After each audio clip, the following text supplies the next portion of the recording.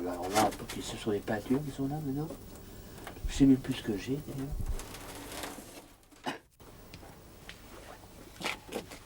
C'est aussi belle. J'avais oublié celui-là. Ben voilà un carton. Alors, qu'est-ce que c'est ça? C'est de surprise en surprise. C'est encore une peinture. En plus, celle-là, elle me plaît pas, celle-là. Et celui-là? Oh, bon, on n'ira pas plus loin. Celui-là, bon, puis après, je ne sais rien.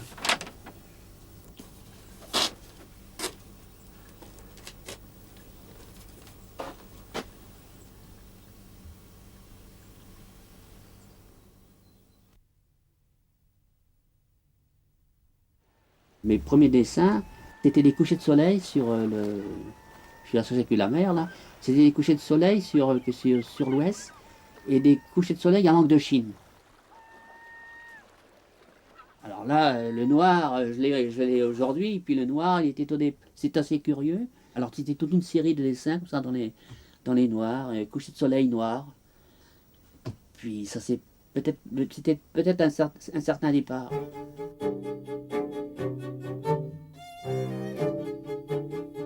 Briochin d'adoption, Guy Mahé est né à Saint-Jacques-de-la-Mer. Fils et petit-fils de marins, son père était capitaine dans la marine marchande, souvent parti pour de longues campagnes hauturières.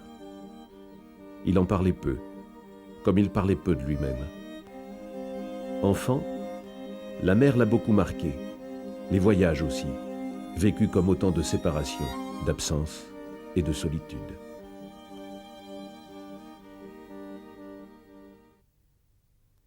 J'ai toujours dessiné, et puis à un moment donné, je sais pas on ne peut pas savoir ce qui s'est passé. Il y a eu une certaine, je sais pas comment on peut dire ça, une force, quoi. Une force qui sort je sais pas, d'une profondeur, on ne sait pas ce qui se passe, il y a pas de déclic. C'est une sorte de croyance, peut-être que c'est une croyance que tu as dans toi, et qui un jour se déclare comme ça. Mais ce n'est pas une croyance d'un pilier d'église, d'une foi. Ça se passe comme ça, et puis c'est une croix qui est dans toi. C'est que ça s'est transformé comme ça. Ça a pu se transformer, tu fais il y a des recherches, tu trouves pas. Mais cette force-là te fait évoluer, peut-être malgré toi.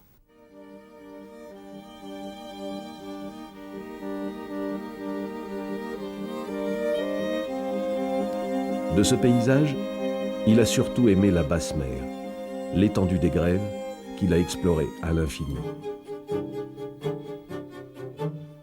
Ces gouaches du début sont des clairières marines, souvent inspirées de paysages côtiers.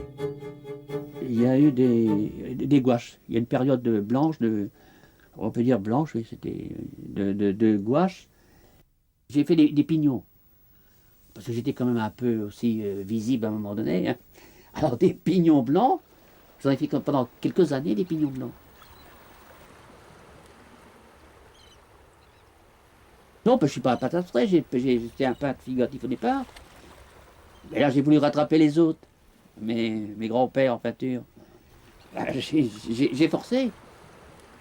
Commence alors un cheminement personnel. Parce que j'avais un retard que je considérais considérable vis-à-vis des peintres, de grands peintres, quoi, de grands peintres. Et puis il y avait une sorte petite d'orgueil, de dire faire que je les rattrape. Parce qu'au départ c'était comme une figure, c'était visible, et je suis tombé dans l'invisible, si tu veux, comme ça, mais très, d'une façon très naturelle, quoi. Ah ouais, c'est ça. Mais je voulais rattraper, tout l'art comme moderne, je voulais l'avoir en quelques années, quoi. Plus lentes à venir que les gouaches, ces marines à l'huile l'ont changé de matière sans l'éloigner de ses rivages. Ouais, il y avait une ligne qui était très mince. Et la mer était toujours retirée, absente, oui, absente, oui. Et pourtant la mer, elle était là dans moi, mais je ne pouvais pas la... Je ne sais pas si c'est de récupération, mais je ne pouvais pas la récupérer. Ça a toujours été comme ça. Le pourquoi, je ne sais pas. C'était comme ça. il n'avait pas le regard photographique du peintre à chevalet planté devant son sujet. Imiter la nature n'était pas dans sa nature. Mais j'ai toujours voulu remplir. Une peinture, j'ai toujours... Parce que là, ça dépasse le paysage, ça dépasse ce que tu vois. C'est que j'ai toujours voulu remplir le tableau, si tu peux appeler ça un tableau, j'ai toujours voulu remplir la totalité. La mer, pour moi, n'était pas composée, c'était comme les nuages. J'ai toujours enlevé le côté ciel. Les nuages, c'était pas comme ça, j'ai jamais vu, j'aime bien les nuages. À voir, mais à peindre, impossible, c'est pas possible. Il y a un vide, il y a quelque chose de je sais pas quoi, qui se promène dans le ciel, qui se promène. C'est une promenade que j'ai jamais acceptée.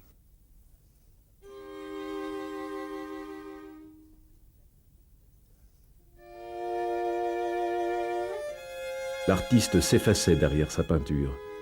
Avant de lui arracher une tentative d'explication, il fallait interroger ses silences. Mais c'est un art qui est muet. Donc on fait le peintre, il ne devrait rien dire. Sa première explication, c'est le tableau. Il s'est accroché. Bon, il a tout donné, mais il n'a pas une deuxième explication à dire. Pourquoi veux-tu qu'il dise une deuxième explication? Sa première, c'est ce qu'il a fait, c'est ce qu'il a pu tout dire. Et après, on lui pose des questions. Il ne faut pas me poser des questions. C'est ça, ça revient à ça. C'est un art qui est muet.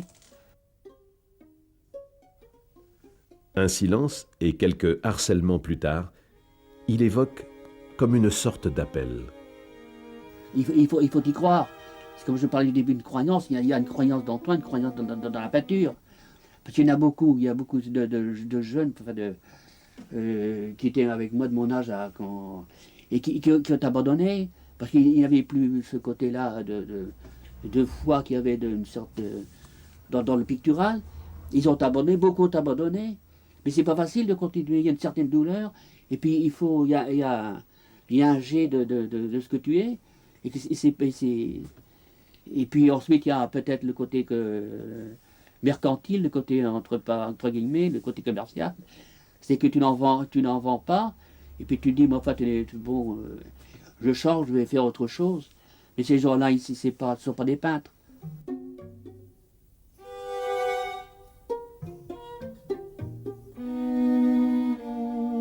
Parce que tu construis, tu crées.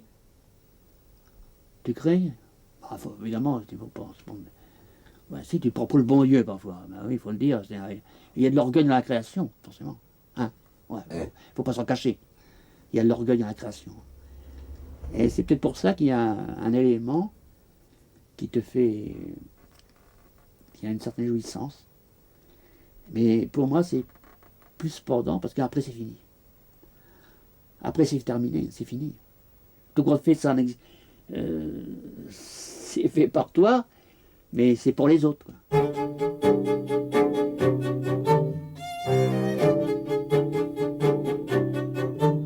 Il n'aimait pas parler de son parcours.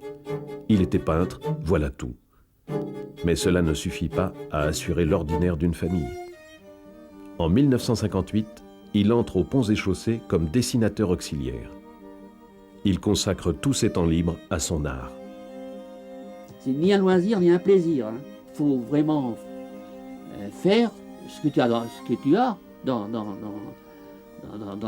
bonheur. Autrement, c'est pas... Non, c'est une tricherie immense. Alors tu fais de l'alimentaire. Hein? Ah ouais, alors tu sais plus rien du tout. Ah non, moi ce que je fais là, c'est ce que je veux faire, ce que je peux faire. Et puis après, à Dieu va, hein. Des expositions sont venues, puis des distinctions, des galeries parisiennes s'ouvrent à sa peinture. Mais l'homme, malgré ses certitudes d'artiste, reste discret et se met peu en avant. Parce que tu te cherches, de toute façon. Tu te cherches tout le temps. Et puis tu te retrouves pas souvent. C'est ça. Mais la recherche, ce que tu cherches, va savoir ce que c'est.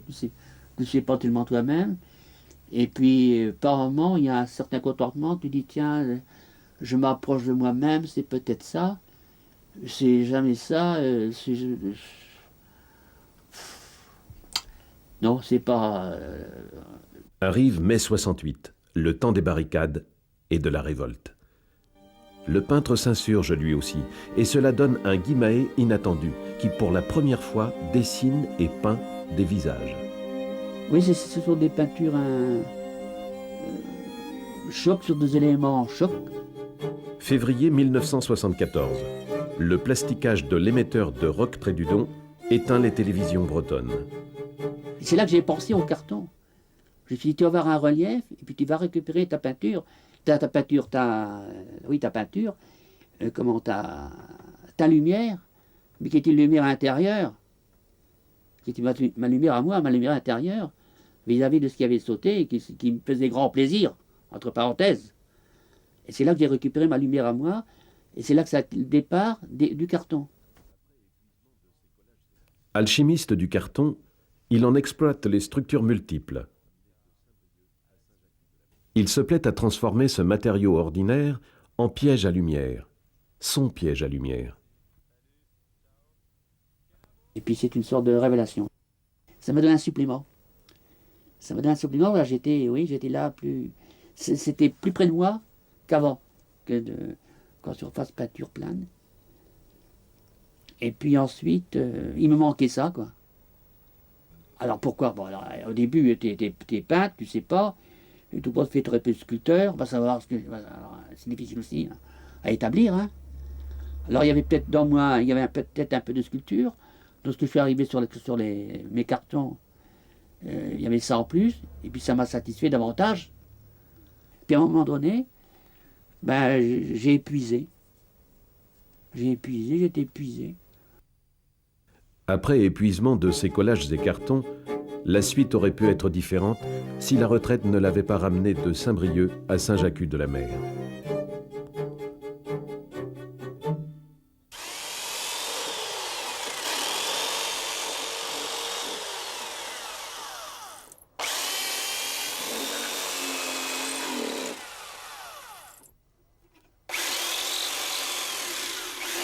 Dès lors, les bas-reliefs ont occupé tout son temps, et cela lui en a pris du temps.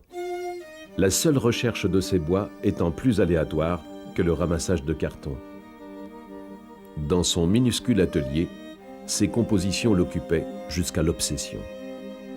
Pièces résiduelles d'outils passés de mode ou d'usage, bois naufragés ou ouvragés par la mer, les matériaux étaient employés comme ils venaient. Il considérait chaque tableau comme un morceau arraché au temps.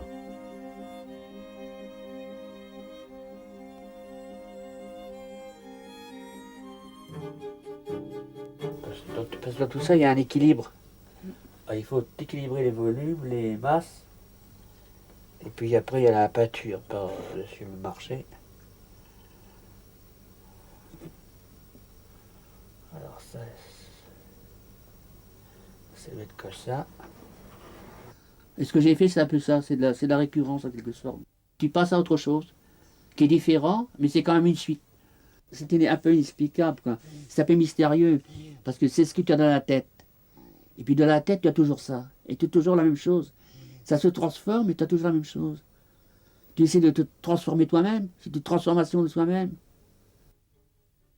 Ah oui, j'en ai jeté. Hein. Ah, j'en ai jeté beaucoup. C'est là pour revenir à l'essentiel. C'est que l'essentiel, c'est pas facile à avoir. Alors, oui, oh ben, il y a de l'échec, hein, il y a beaucoup d'échecs. Derrière la foi qui l'animait, il confessait plus de travail que d'inspiration. C'est presque de l'esclavage, quoi.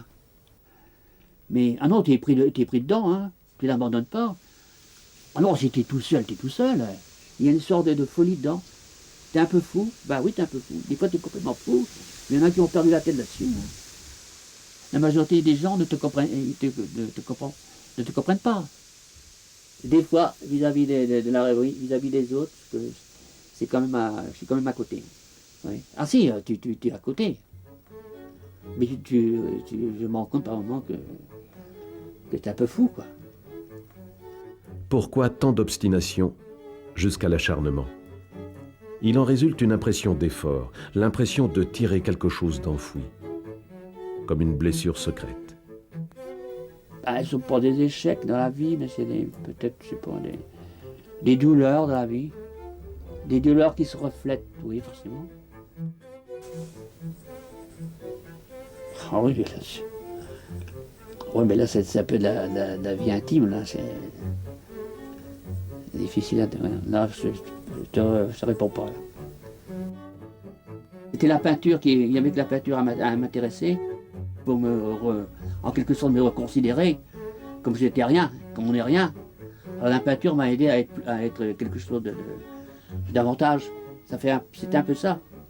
Ce serait d'abord ça, peut-être une manière d'exister. Oui, une manière d'exister, oui, d'exister.